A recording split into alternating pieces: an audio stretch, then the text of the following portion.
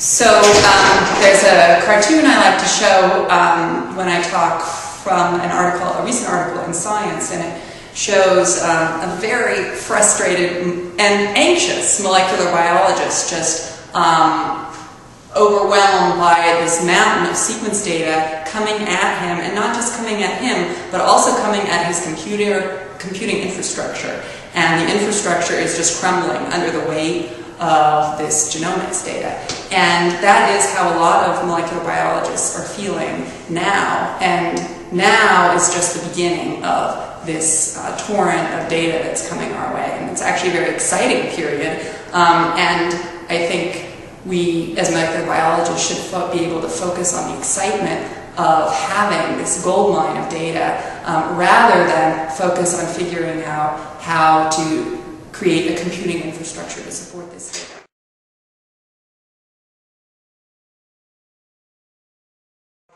Advances in the cloud, really, the timing is perfect for the advances in genomics, and it's a good marriage because molecular biologists don't have a background in IT and really aren't that interested in acquiring one. They'd really rather outsource that to someone else, and that's where the cloud comes in, and they can use cloud computing, cloud storage, all of those things that they need to store the genomics data. So I'm pretty excited about that sort of synergy that's coming along.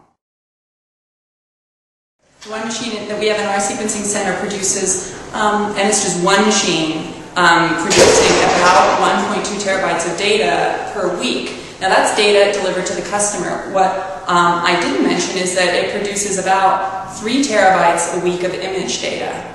And we're due to have 3 sequencing instruments soon, and that's actually a very small number compared to some of the larger sequencing centers. So we'll be producing 9 terabytes of data a week in image data. This is the raw data, and we have such a storage problem that the decision has been to just delete the data because we don't have a storage solution. And that's a shame, right? We can't go back and reanalyze if we want to. We can't archive the data. And so storage, yes, is an issue, but equally so is the compute power. This data that's being produced by the sequencing center doesn't mean anything if we don't have the compute power to analyze.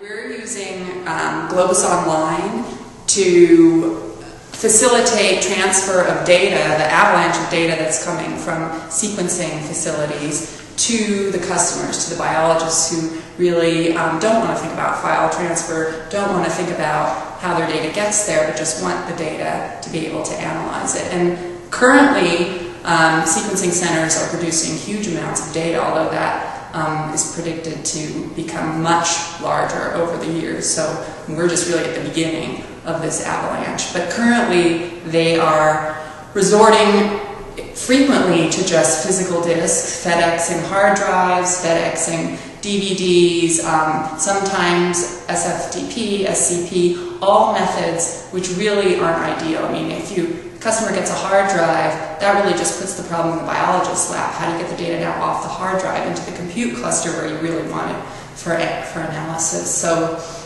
we, being part of the Computation Institute, which supports Globus Online, but also part of the sequencing, the sequencing research that's being done at the University of Chicago, saw a nice marriage between Globus Online and the sequencing facility. And the reason we think Globus Online is sort of an ideal file transfer mechanism for not only our sequencing center, but others, is that it's very simple. So the staff at the sequencing center are experts in their field, but not experts at IT. And usually they don't even have enough IT support.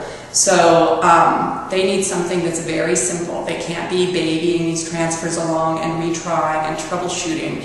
They need to be able to click, transfer, and they need to walk away and know that the transfer is going to happen. If they have to baby it along, they're just going to burn a DVD and FedEx it again. So Globus Online allows them to do just that, fire and forget it. And also, Globus Online, another key is that it provides a web interface. So it's point and click, drag and drop. There's no command line interface requirement, which is also really going to help adoption at our sequencing center, and I think at other sequencing centers too.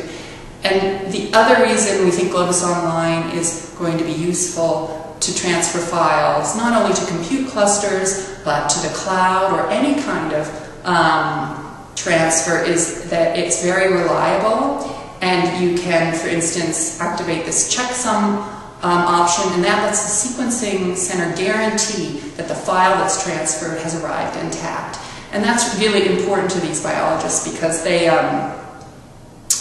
not only is it their data, which is their bread and butter and their career and their publications and their grants, they're also paying a fair amount for this data. Sequencing costs are going down, but if you are sequencing several samples and you're a small lab, that's a really significant portion of your funding. So you think very carefully about the experiment, and you really want to know that the data you're receiving is the data that the sequencing center produced. And Globus Online lets the sequencing center guarantee that. So ideally, so my vision for Globus Online and for, you know, file transfer mechanisms in general is that they become simple enough so that biologists, once again molecular biologists, can be blissfully unaware of file transfer protocols and file transfer services and such, and just focus on the data and analyzing the data and extracting knowledge from this mountain of genomic data that's on its way.